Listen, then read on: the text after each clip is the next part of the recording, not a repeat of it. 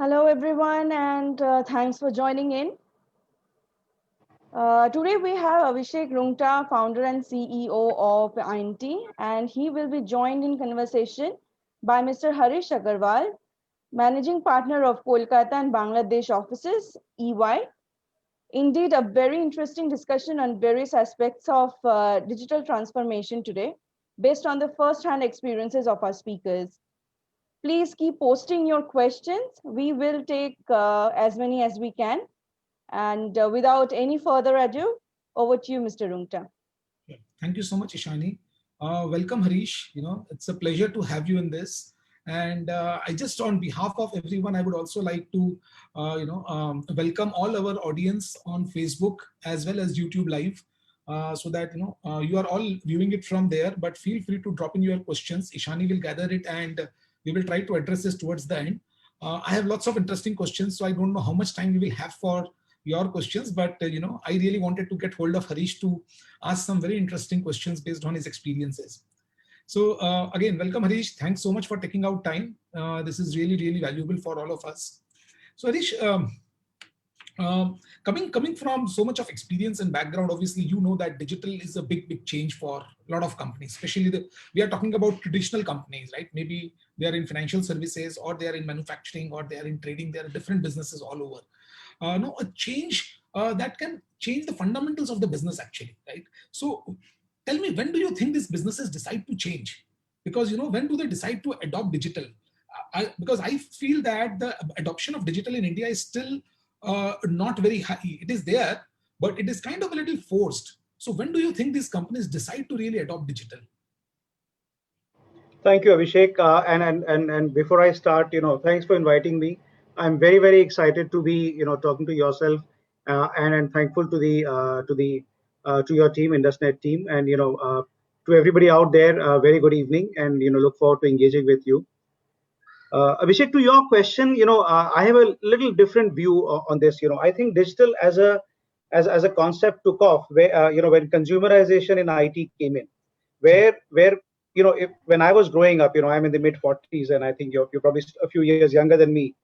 But when I was growing in, the best technology we could get in was at our workplace, because we could not afford to buy computers. We did not have internet at home. It was expensive, stuff like that.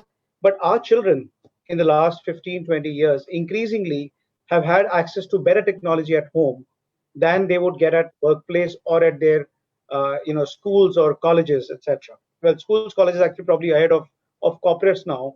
And increasingly, when these people, these digital natives, when they go out to work for companies, or when they go out as consumers, they expect what they get at home, and they're expecting a digital experience.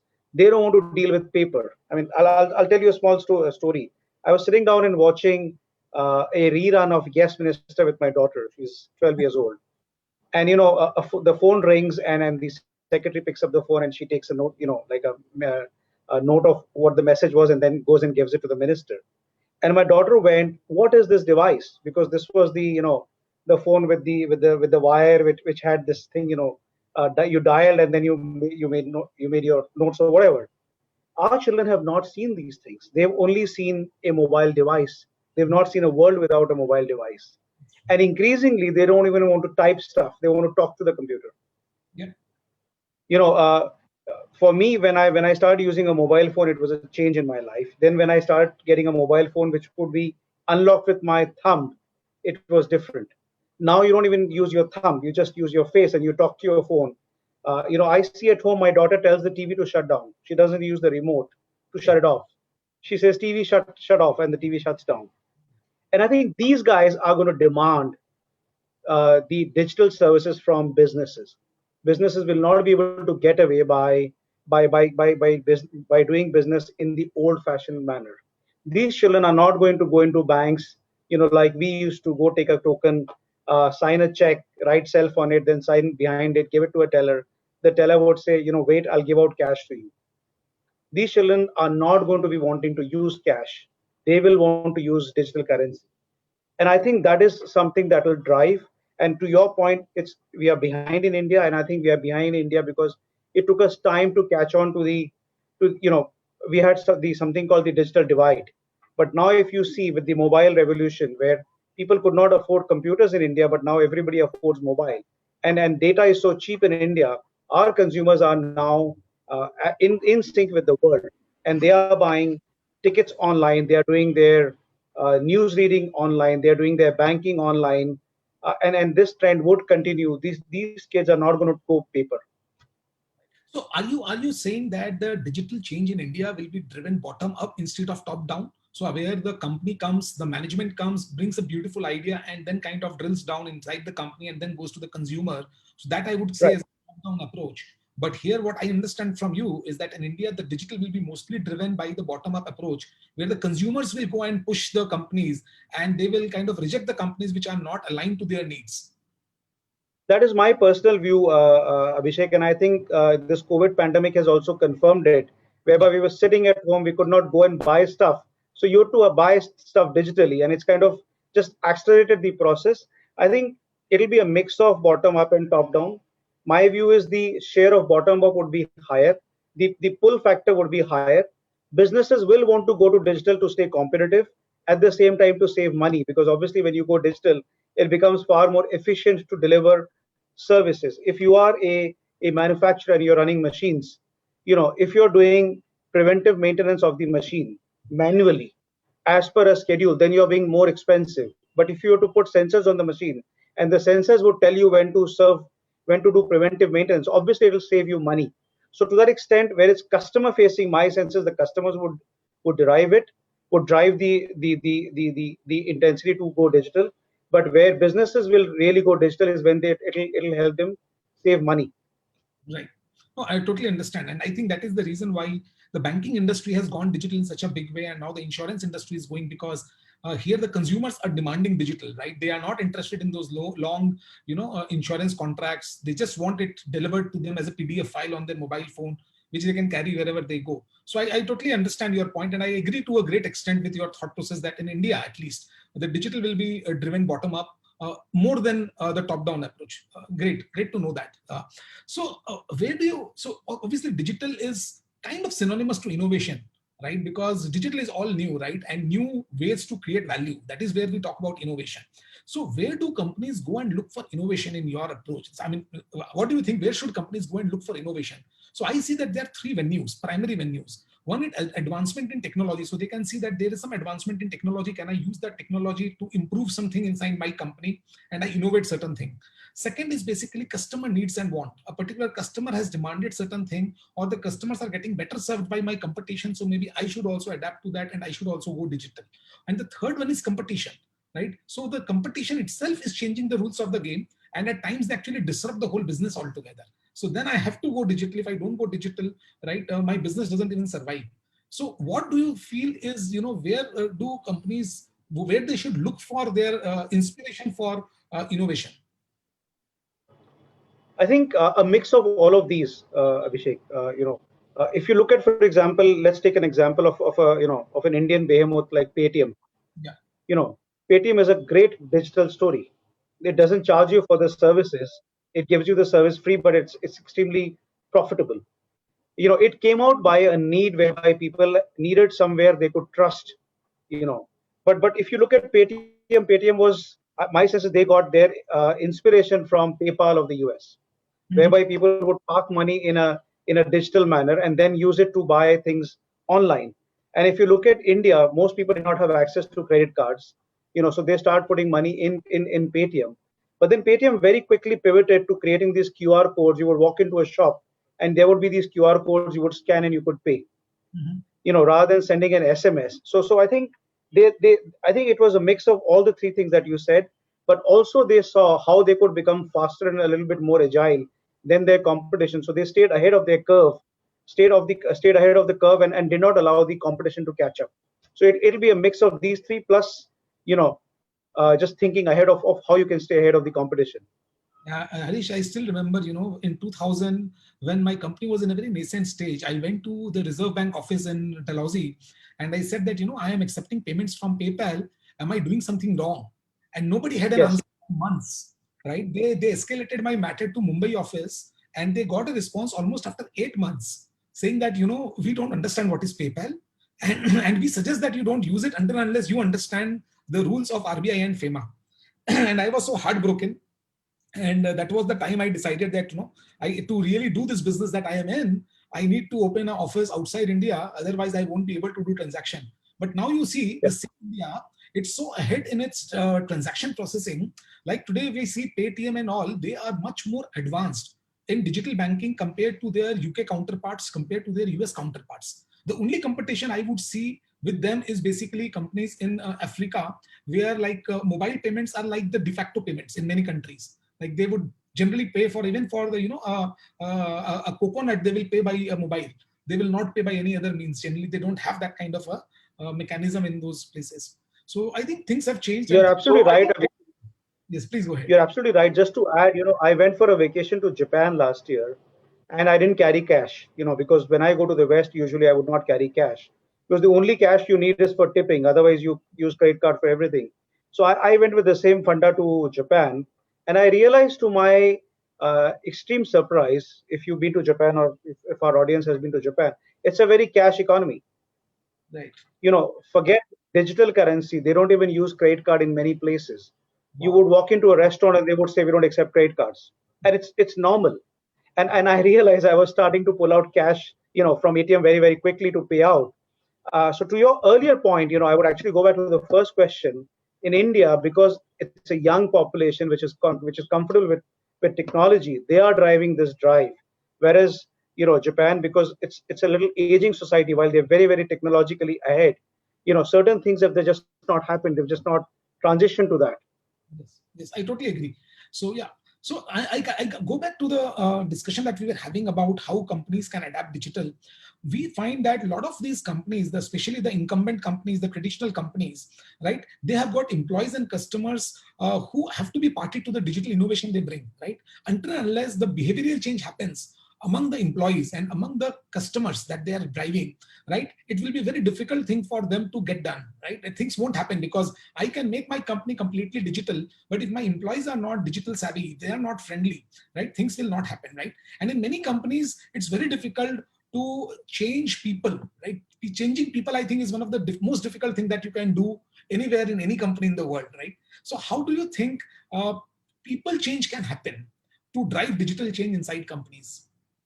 So the business, I work with a lot of clients, and I think where I've seen businesses being successful is where they've carried their employees along, where where they've confirmed to their employees that digital is something which will make their life easier.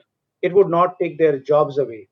I think, and I think this started way back in the late 19th century in the UK. There was this movement called the Luddites, where they would go around and they would burn the power looms. So because people used to use manual looms to make cotton, and when power loom came using electricity, there was a pushback where people felt their jobs would be lost. And I think every 20-30 years, when a technological revolution comes in, people always push back. But on digital coming back, I think wherever people have, business owners have taken their employees along, that this would reduce your drudgery and make you a little bit more efficient, there has been far more acceptance. Case in point being, one of the tools that we use quite a bit is robotic process automation, or RPA. For people who've not seen RPA in action, RPA basically mimics the behavior of a human being on a computer, whereby if I'm reading an email like this, a software robot would go read the email and based on preset conditions take certain actions. So if you are actually sending an email to a contact center, say to a to your telecom service provider or to a bank to complain, chances are that your first email is not read by a human being. It is being read by a bot. The bot reads the email, sorts it out in the order of priority, and then sends it to an individual to take action. Now, if the bank was to go and tell its employees that you read tens of thousands of emails, and of which you identify two, and by the time maybe you are reading the emails 1 to 1,000, and the email that you need to act on is number 990, but you would only read it after 8 hours, by which time you'd be tired. Let the bot read the emails based on certain key areas, pick up the email on which you need to act, and give it to you. Then you'd be in a fresh mind and you'd be able to deal with the situation. And I think wherever employees have been educated about that, there has been far more adoption of these kind of technologies. Wow. So, I mean, you are talking it from your practical experience because your company implements such large scale Yes, projects. Oh, that is wonderful. correct. That's amazing. That's amazing. So again, for these companies to adopt to these technologies and, and stay intact in business, they need to be agile, right? And we find agility again is a difficult thing to adapt in a company which is not agile by default, right? Yes. Companies move at their own pace. Obviously, they have got teams and people who come from a easygoing mindset, and more so in Calcutta. So how do companies become agile? How can we make companies more agile fundamentally? So when you drive changes in organization, how do you look at that part, and how do you would advise a company's owner or a promoter group, what should they do to make the company more agile and change and adapt change? So I think you can make the technology slash digital function agile. Mhm. But if I look at Calcutta, we have many businesses which are more in metal mining, which are more in manufacturing. You can't obviously make the manufacturing process, the way agile, the way a technology company can become agile. But you can make certain functions agile. Yeah. Like I mentioned, you can make technology agile. You can make your customer function more agile. And I think the way it happens is because businesses are realizing that you can see results very, very quickly. You can play around with what it will look like. So if you're developing say an app for a business, in the traditional waterfall method, you would write down the SRS, then you would, create the look and feel, then you would code it, test it, and then give it to the business to play around. But then it'll take months. And in these days, the risk is if you take so many months, chances are technology may change by that time. Chances are your competition may release a product far faster than you. It's better to be agile, to build a product and then keep working on it as you go. And many times now, when I talk to businesses, they complain that any app that I use, whether it's a business app or it's a leisure app, they upgrade themselves every 2 weeks. Whereas in the older times, if you implemented, say, an ERP like SAP, you would update it after 3 years. But the thing is, you can keep enabling it, you can keep adding more and more features if you stayed agile. And I've seen there's been a big, I think people are willing to discuss that kind of thing when they see there's value in it.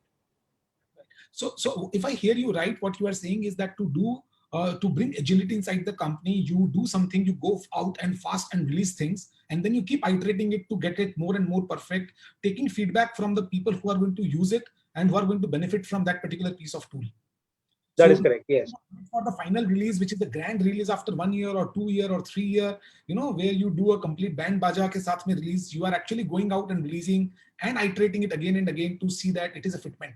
And if it is not a Yes. fitment, stop it, right? If it doesn't work, then you stop it and you say, okay, I don't think this is something that our users need or our customers need or our employees need. So let's not pursue this further. So you can also cut down on your cost. So you basically kind of do a stop loss there in a way. So I'll give you an example. I don't know how many of the audience here use a product called Slack. I don't use Slack, but it's a great success story of consumerization. It was not an enterprise product, but if you read the story behind Slack, and I've only read the book. Uh, the people behind Slack, they were actually creating a gaming system, and they wrote Slack, or what is now Slack, as a way of interacting with each other in the gaming uh, uh, ecosystem. Mhm. But they realized that their gaming, their game was not flying off. It was not taking off. So they pivoted and they actually launched Slack as a product. And Slack, I think, is now worth, I'm not sure, 20-30 billion dollars. After COVID, it's become extremely profitable. But here, this was a company which pivoted, which was agile, and they dumped the original product, and there was another product which they released to market. And Slack keeps offering new and new services that I hear from people who use it. But this was a great example of agility. No, absolutely. I think this is a great example. But I mean, there is one small twist in the Slack story that I have in my mind. But I find that a lot of times the same technology is packaged, not exactly the same technology, but the same purpose is packaged in different names, and then they keep scaling up in the people's mind. So I'll give you an example. So long time back when I started using internet for the first time in 97, 96, 97, there was a technology called IRC. And we used to use IRC for chatting. And then came Yes. so MIRC, IRC were all chat applications, right? And then eventually we got into what we call WhatsApp, the complete WhatsApp generation. and we had Yahoo Chat in between, and then we have moved into what we call Slack for corporate or company collaboration. So at the end of the day, at the heart of it, right, it's chat. So what I feel is that a single tool or a single application can take multiple reincarnation to solve the same problem or similar problems, right, to suit people's kind of current state of mind. Do you feel the same? Because I think a lot of technology has been rehashed and brought in again and again. Do you? So yes and no. I think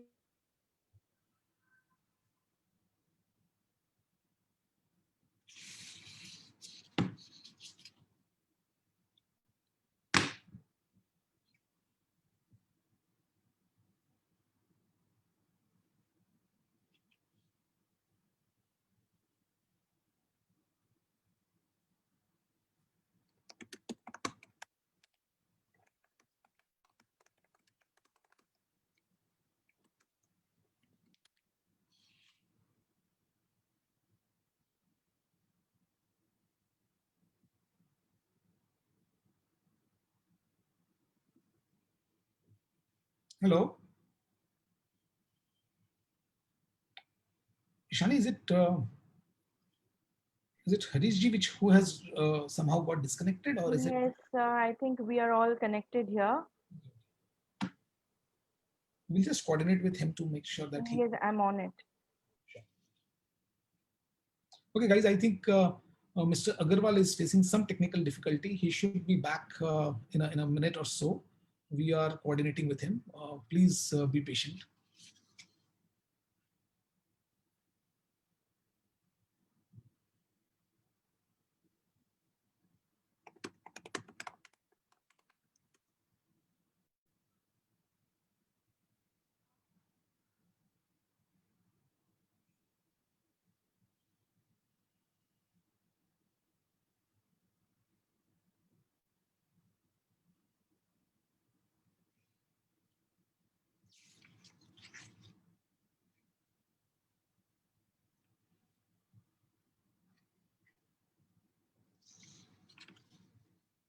Yeah, please go ahead, Mr. Sahai. Please ask in the chat. Yes.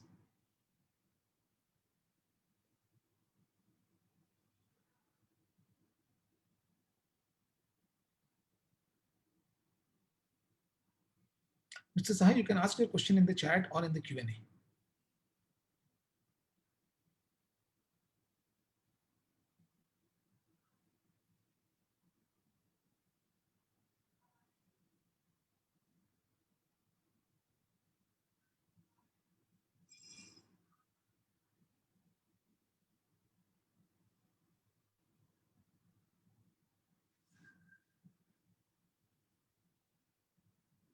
It seems there's a connectivity issue.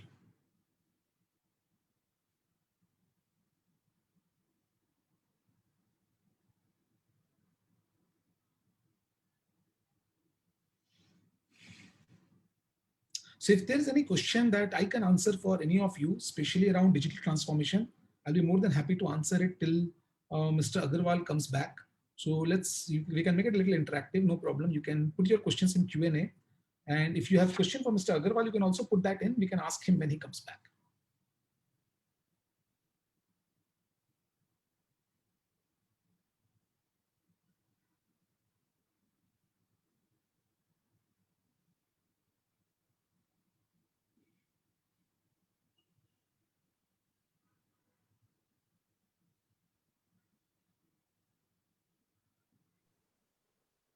I think we have a question in the Q&A box. Quite a few questions actually.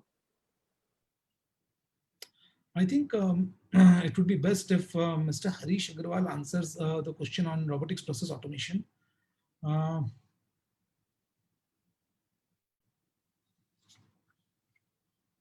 Sahai, it can only be on the Q&A box. It cannot be audio right now. So Faizan, I think I get your question, digital transformation, how will look like in 2021? Again, it's very difficult to predict things, but I think, and again, it will be different in different countries. So if you look at India, I think India, again, in India itself, it will be different in different types of companies. So when you look at large corporates, it will be very different. When you look at smaller businesses, I think smaller businesses will start adopting a lot of CRM. They will start adopting a lot of tools to automate their business processes. Right? They will take things off the shelf. Mostly, they will not be able to afford lots of ready-made, customized products. I think a lot of companies will implement ERP and basic tools, because these basic tools are missing in many of the organizations. So I think they will get the basics done. Smaller businesses, larger businesses will focus on innovation, which will basically help them compete, which will also include for them to bring newer products in the market. Based on the innovation that they can drive through digital. So for example, a bank can bring a totally new product that has never been heard of in past. So you might see that, as you have already seen that, we have got in WhatsApp, we have got payments integrated now, and a lot of new innovation will happen around it. We can also look at a super app economy that will come in, where I think large companies will try to bring multiple services in one single app. And I think Paytm will be leading that, because they have brought in this app in app concept. So I think there are a lot of interesting things to look out for. And as I said, innovation and digital transformation will look different for different organizations. Hi, Harish. I apologize. I don't know what happened. No problem at all. Yeah. I was just making sure that our audience questions get answered. Few of the questions that I could answer, I was just taking care of that. I sincerely apologize. The connection just went away, and I'm sitting in the office, so I don't know what happened. All these things. No worries at all. Right. So yeah. So I think taking from where we were, Yeah. Moving on, so let us move to data analytics side, because I think in my understanding, almost 70% of the data that companies have, small company, big company, doesn't matter, are never used for proper analytics and decision making inside the organization. How can smaller businesses to medium-sized businesses do this better? Larger businesses can have chief data officer or chief digital officer who can look into hiring analytics companies to do it. But how can these mid-sized companies can actually start using the power of data that they have already got, instead of investing more into new type of data, and start using it in their business? Actually, Abhishek, my view, the smaller businesses use the data, they do it. If it's a single person business, I'm sure you use data because you know all your customers by, personally, you probably know your employees personally, what is the likes of the customer, what is the like of the employees, and you're able to manage it. I think it's only when we become middle size, that's where we need to formalize the processes for data management. Okay. If I was to look at, for example, if I was to, for example, see my personal physician, my personal physician knows what problem state, what health issues I may or may not have, what health issues my family may have or have not, and knows the whole history. It's there, it's here. It's not in a computer, but it's here, and he or she is using it. I think it's really when we start using technology, we need to figure out a way to start optimizing it. And again, it's a mindset behavior. There are clients that we work with, companies which are not extremely big, 50 crore, 60 crore, 70 crore turnover, which have figured out a way to use simple tools, but to make sure that the history of their clients, of their customers, of their employees is maintained and reused. And they've also started to make sure. I think the other thing which I would like to mention here is to also make sure that data stays secure, because in this time and day, it's very easy for somebody to steal that data and then become competition for yourself. And I think the other behavior that I see is many people are a little bit more worried about this data being lost, and they don't record it and they don't recycle it, and they stay in the traditional way. But I think it is going to change very, very quickly.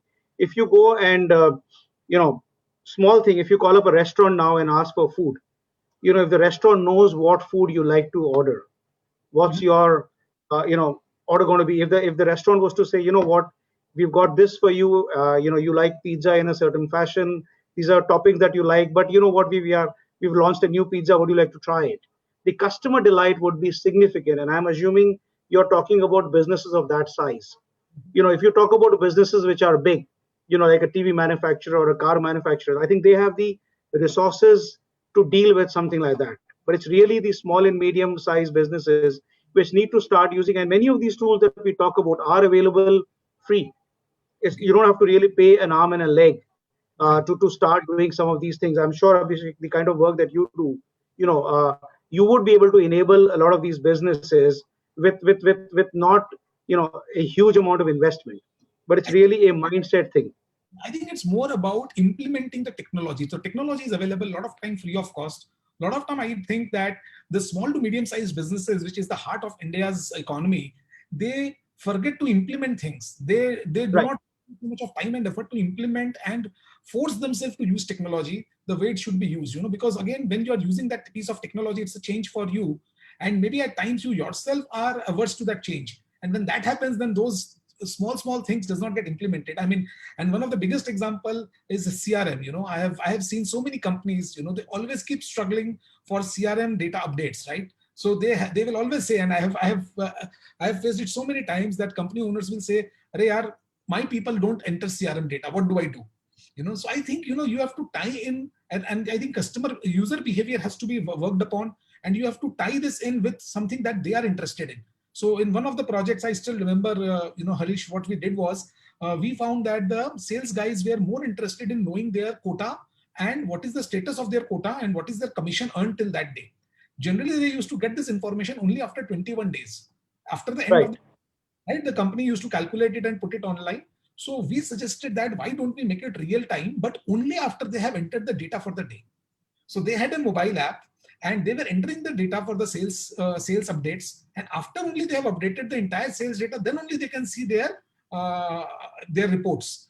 So this was kind of for them, it was like, the initiative was there that, okay, I have to update it because iske baad mujhe mera commission dikhega, maine abhi tak kitna kamaya, kitna khoya, kya hua, nahi hua. Because a lot of times in this insurance company, people will automatically pay and renew, but he's still accountable for the commission, right? So he's always eager to see how much he has earned. So this was a very interesting, angle that we did, and I'm glad that the company allowed me to make this kind of suggestion and change. But this was very useful, and that is how I feel. I always say that processes have to be tied in, right? So Yes. one interlock with the other process, otherwise it will never work. So, I'm a big fan of Edward de Bono. I'm not sure if you've read Edward de Bono, and Edward de Bono used to always talk about, thinking out of the box. And Yeah. this is the kind of thinking out of the box that you need to use to incentivize people to start using something which will be actually good for them. It takes time, but again, once they start getting that benefit, then they will use. But initially, to get them the habit of using it, again, that takes some time. And I think we can use innovative ways to make sure that people actually use technology. So like CRM is available free of cost, and multiple products are available. Almost all the products that we use, right, all of them are available as open source product free of cost somewhere or other. It's all about your intent to download it, put it up, and use it, right? So Absolutely, I agree with you. So tell me one thing. So for example, let's say the taxi industry, right? So a lot of people had taxis, right? So a lot of people had hotels. How do these companies sustain when their industry is totally disrupted altogether? So for example, the taxi industry is totally disrupted by Ola and Uber, right? A lot of times home delivery services, which was like, we used to be very happy that Don Giovanni's used to deliver pizza at home, right? That was a talk of the town at one point of time, right? Right. But, Right. like, every restaurant which even doesn't open, they can do home delivery by doing cloud kitchen, right? So that level of disruption. So how do people companies who are getting disrupted, how should they respond to such disruptions? Should they follow the company which has disrupted them, or should they become part of their ecosystem? What exactly can they do here? I think this ties back with your question number 2, as to when do you go digital. So if you look at, for example, I'll take let me take the taxi industry.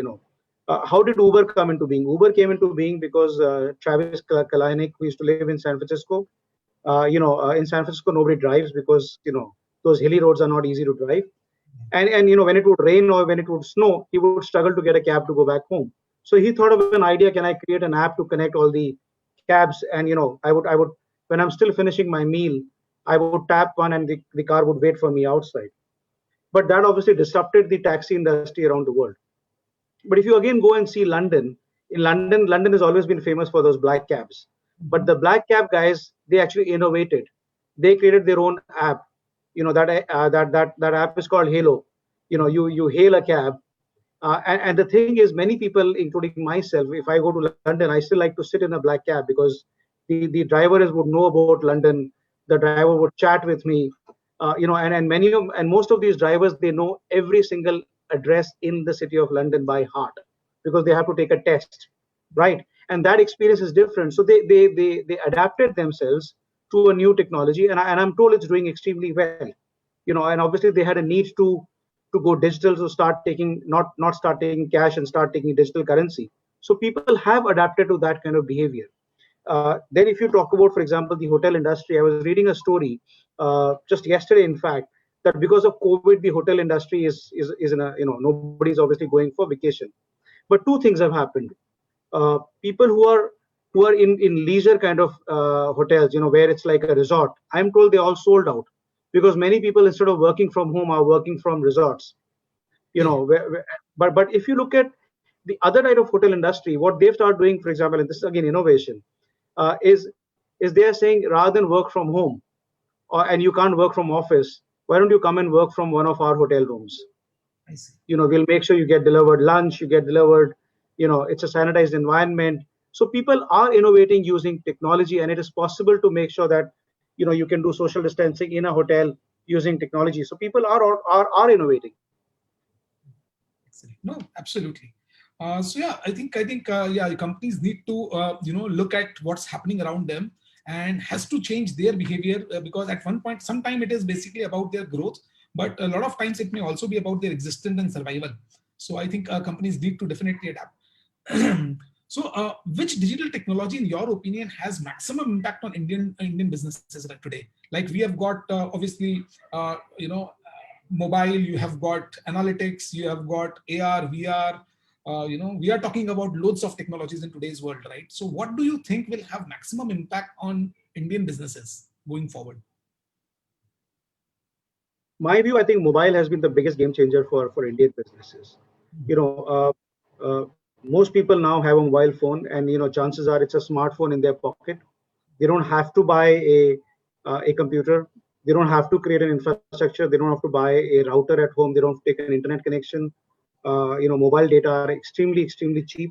And I think when I look around my ecosystem, a lot of children who could not go to school during COVID, their education got done on mobile.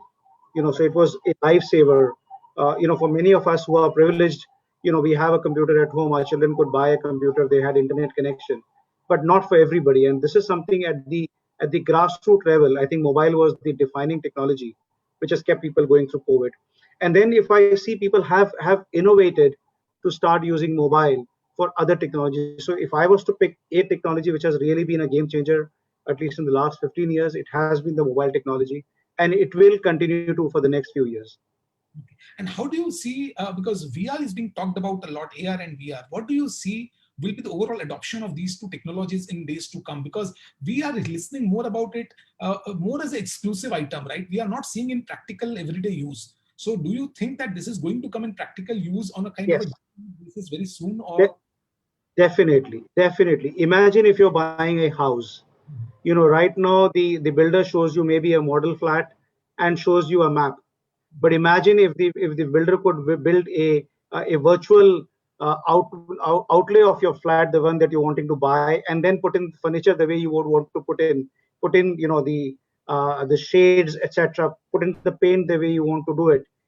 This is you'll actually be able to see what you're buying, what is being built much in advance before you put in money.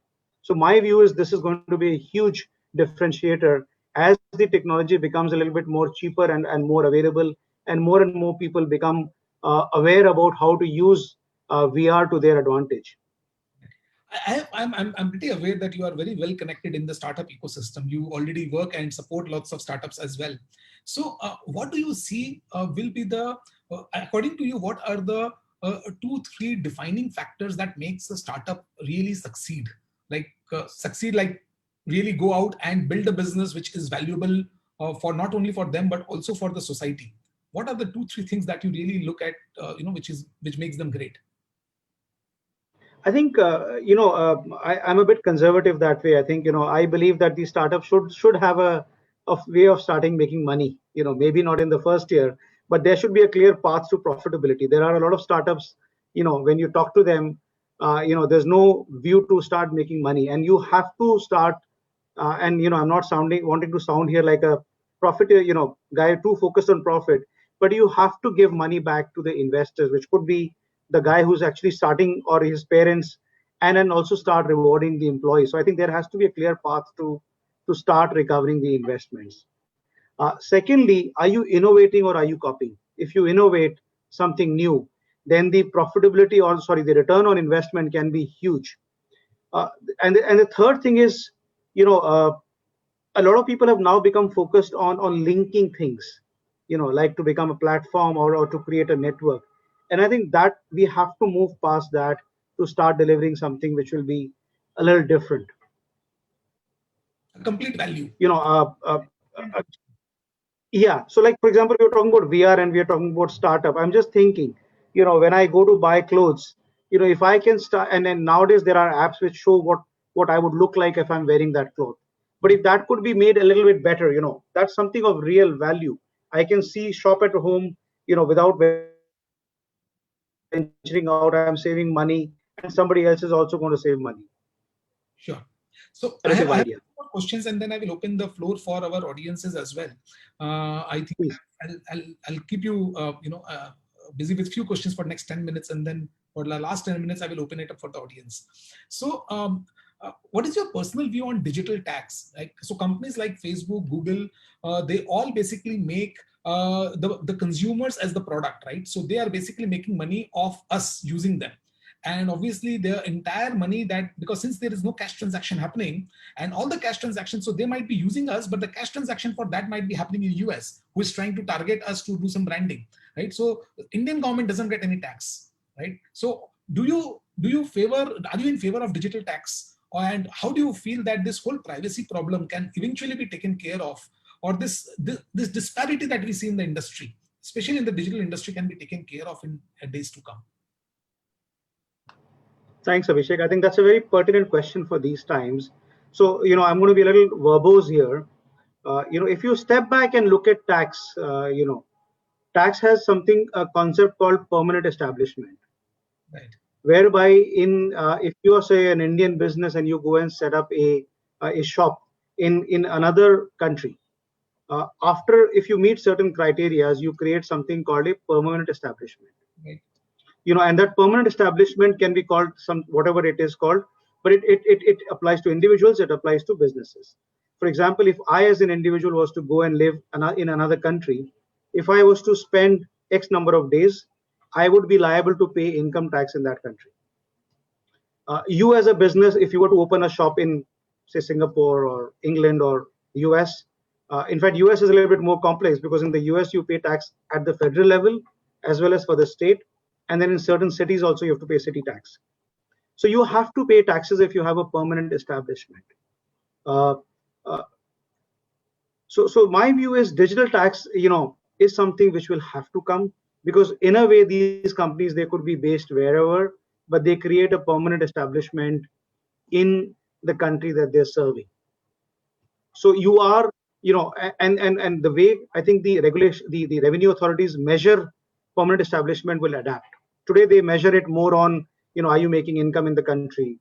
Have you got X number of employees in the country? If you're an individual, have you spent so much time in the country? Right. Like, for example, we are a consulting organization, and many a times when we are doing cross-country consulting engagement, we send our people to work in another country. And we have to make sure that those individuals, while we are paying them their salary in India, if they are performing a consulting engagement in another country, because if they meet certain conditions, they have to pay their income tax for that period in that country.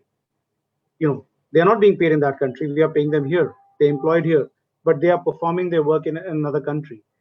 If you look at the example of the US, the way I understand, I'm not a tax expert, but the way I understand is, if you're domiciled in, say, New York City, but if you spend 3 days a week in working in another part of the USA, Atlanta, then you have to pay income tax in New York City as well as in Atlanta. Okay. And if you look at the concept of digital tax, it is nothing but an extrapolation of that same concept, except instead of being present in person, you are present digitally in a jurisdiction, and that jurisdiction will evolve over time to figure out a way to tax you. Right. So it's basically going to evolve over a period of time, because right now I think technology is is running quite ahead of the jurisdiction, the taxation models, all the bureaucracy that we create, all the processes and rules that we create. I think technology is running far ahead of it, and very few people has an understanding of the pace that which it is evolving. So I think most of us are kind of just trying to chase Let it. me give you another example. Yeah, sure, please.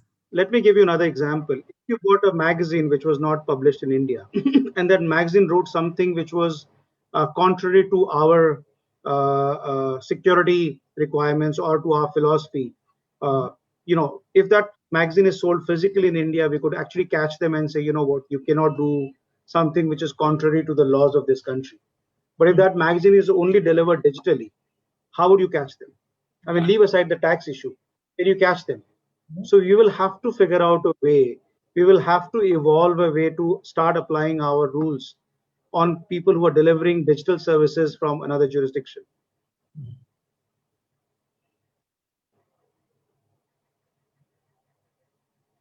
And the last thing which is remaining is when people hack into businesses based in India but from another jurisdiction, that is still a very big gray area. How do you catch them? Because those people are sitting outside the legal ecosystem of even their country, and I think that is still far-fetched. But there will be a mechanism will have to be developed to deal with those kind of people as well. So again, I had a very interesting anecdote that happened some time back. Um, I had a friend, who's in Netherlands, and someone called him to sell him a some kind of a car protection policy, and he actually kind of literally cheated him. And the company's domain is registered in India, so and which is has a privacy on, so you don't know where the real owners live. The website has an address of UK, and the guys who were on the call were actually speaking Chinese. You can understand that it's a Chinese shop because their accent had Chinese, right? So now for them, it was very difficult to track them and understand who these people are, where do they stay, and which jurisdiction should I go to. So he asked me to request, the Indian registrar to shut down the domain. And when I approached them, they said, I have just a domain registrar. I cannot shut down a domain unless the police registers a case. And when I went to police, the police says that, the That address is correct. the address on the website is British, so I cannot register a case for a British company doing a fraud with a Netherlands guy in India. So That is correct. it's quite complicated, and I think this is going to be a big challenge in days to come. So on one side, where we are kind of accelerating on the digital innovation and the journey, on the other side, these can come as a dampening factors eventually, and we need to kind of figure out how the law kind of catches up with this whole pace of change of that digital is bringing, because I think this is somewhere where at least in India we are lagging behind quite a lot. So there's an interesting story. Just 2 days ago, I got an email from an acquaintance saying, I'm traveling and my close family member is unwell. Can you transfer 80,000 rupees to my bank account? Oh, wow. Now, for most of us, God has been kind. 80,000 rupees is not a huge amount of money. And a friend calls and says, I'm traveling, please transfer. We would not think about it and we would send it out. But because I work in industry which deals with, cyber security quite a bit, I actually called up a common acquaintance and I said, did you also get an email like that? And he checked his email and he said, yes. And then we have this common WhatsApp group in which we posted, and we realized every single individual had been sent an email like that. And then, I actually got one of my colleagues to look at, to trace the email where it came from. That email actually came from another country. So, if somebody had paid the money, that person would have paid the money. And that money, obviously the perpetrator is based in another country, and that perpetrator has an accomplice in India, because if you transfer the money to the bank account which is in India, somebody is going to empty the account very quickly and be gone. Absolutely. So, I think my last question to you is, Harish. I mean, again, I am an avid book reader, and I love listening to podcasts. Is there any particular book or podcast that you read or you learn from, which you would recommend? So I don't listen to podcasts so much. Honestly, I don't get time, but I read a lot. And one last book that I read was written by a guy called Brad Smith. Brad Smith is the president of Microsoft, and he actually wrote. I'm gonna just give me a minute. I'm gonna show you the book. Sure.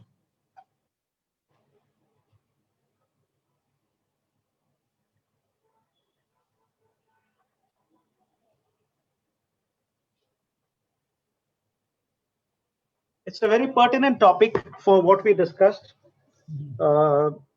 it's called Tools and Weapons: The Promise and the Peril of the Digital Age. And this talks about actually many things that we discussed, Abhishek. Cross country regulation, how people are evolving to deal with digital. I would definitely recommend a book like this. But the second book which I read, which is very different, is this Abhishek Banerjee's Good Economics for Hard Times. But that's my taste. That's on my reading list. I have not started that yet, but I will very, very, very soon. I will start that. Thanks. So Harish, just taking some questions that has come from the audience. Let me just show that to you.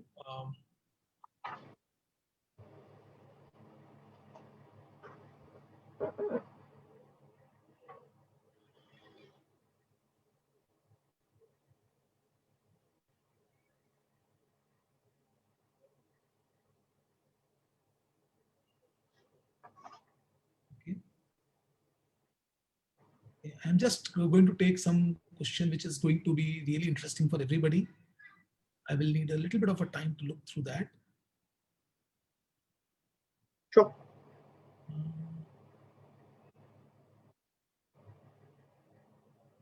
I'm meanwhile going to go and check the election results in the US. So yes, sorry. So there is a question that I have a question. What is the biggest concern you have regarding emerging IT companies? Do you have any major concern about IT companies, emerging IT companies? Or things where they can... No, I think, India's got the... Sorry, you were saying something. Things where they can fail or they are stumbling. Is there anything that you should be, is there any worry? So I'm not saying that there's a concern that the IT companies won't succeed, but where can they fail or what problems they are facing and how can, you can look at resolving those problems? I think 2 or 3 things. I think there has to be a much better appreciation of copyright. Mm-hmm. If you are building something, make sure you patent it. Because it's it can be very, very soon be taken away by people who are not friendly with you. At the same time, be careful that you're not infringing anybody else's copyright.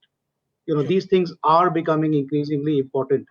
Other than that, I think in India, the quality of talent that we have, increasingly we should be moving towards having more and more product-based companies. So I think the future is very bright for us.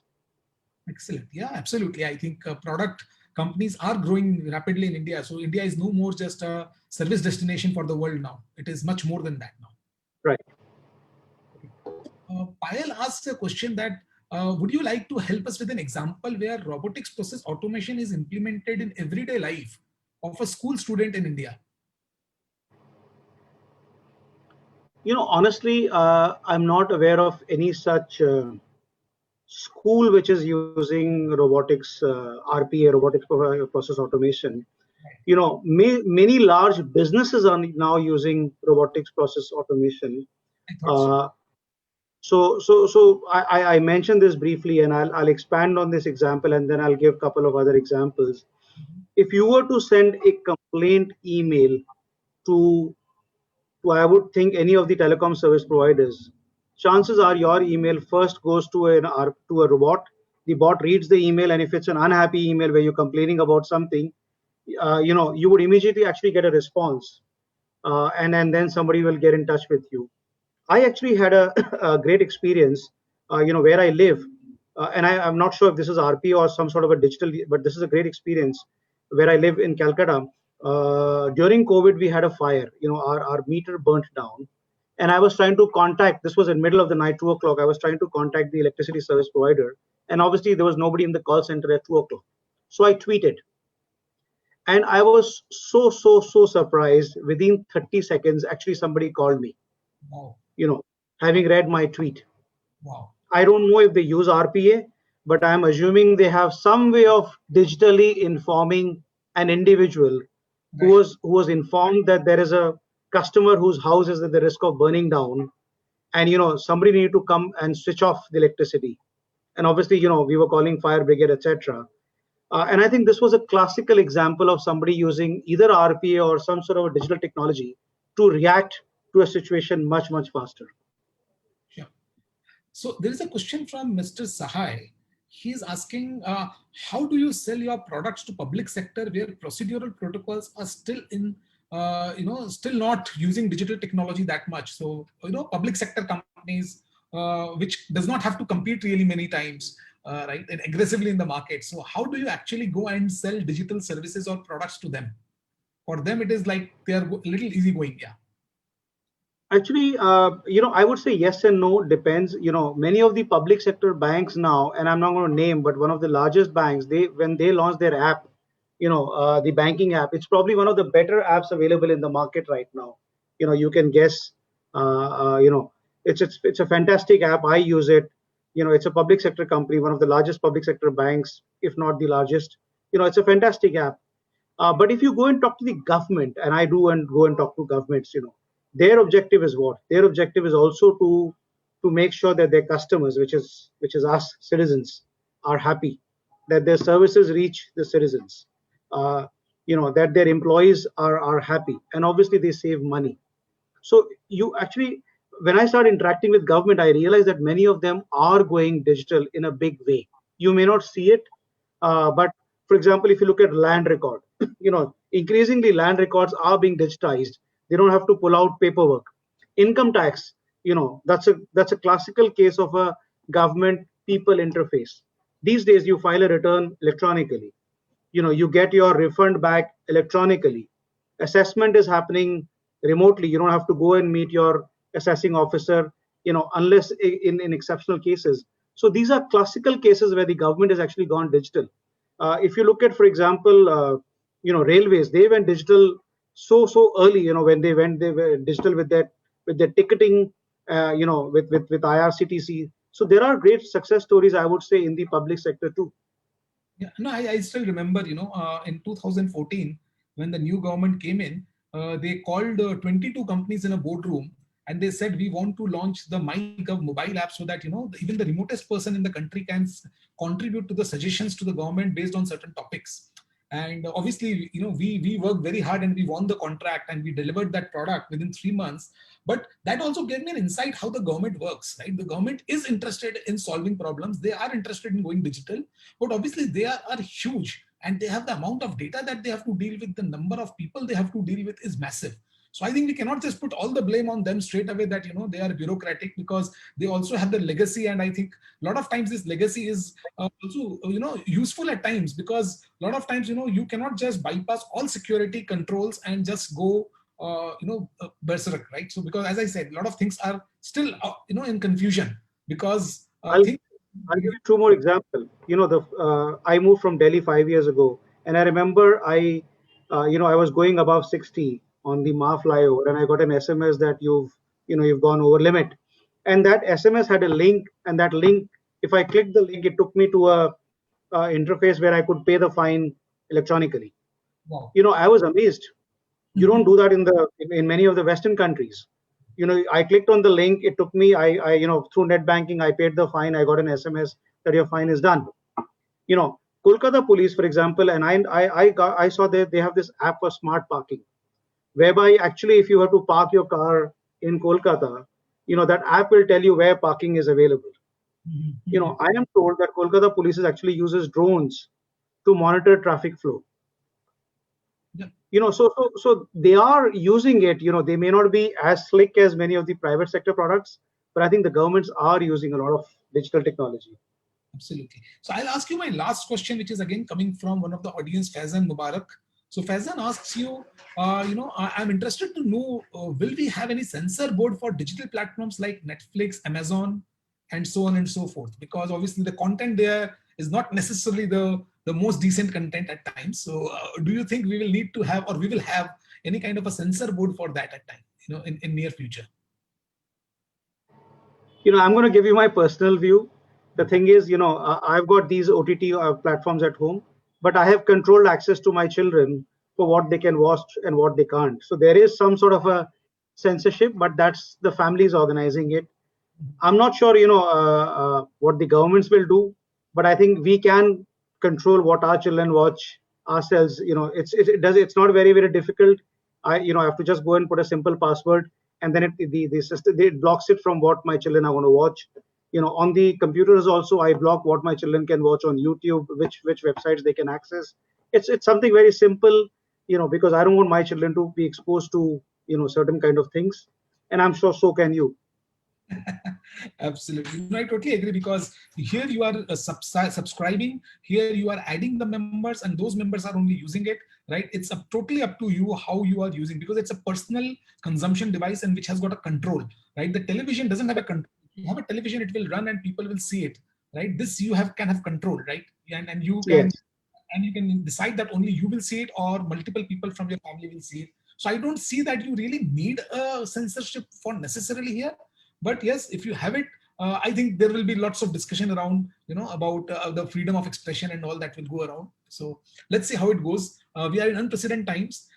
When change happens, the times are always unprecedented and new things are happening, and we keep learning and adapting to it. So, I mean, it was an amazing 1 hour. I think we are absolutely on time. We had an amazing 1 hour, Harish, with you. We touched upon various topics. I really enjoyed, validating certain thoughts that I had, and also asking some questions which I have absolutely no clue, especially about the residency part of the digital tax side. I have absolutely no clue, and that was a learning for me too. And I am sure that our clients, our partners, our audience who follow IndusNet, who have joined us today, I hope they have also benefited from it. And I think their engagement, the questions that they have been asking, shows that they kind of enjoyed the whole conversation quite a lot. Thank you very much, Abhishek. It was indeed a pleasure to be chatting with you, and thank you for everybody out there who's joined us today. Thank you, Harish, and I look forward to catch up with you one-to-one sometime very soon. Absolutely, we will do that. Bye. Bye. Bye, Harishji. Thank you so much. Bye. Bye. Bye.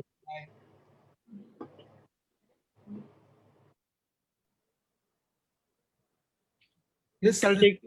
thank you so much everyone for joining. We are concluding the webinar. Thank you so much. Bye-bye. Bye-bye.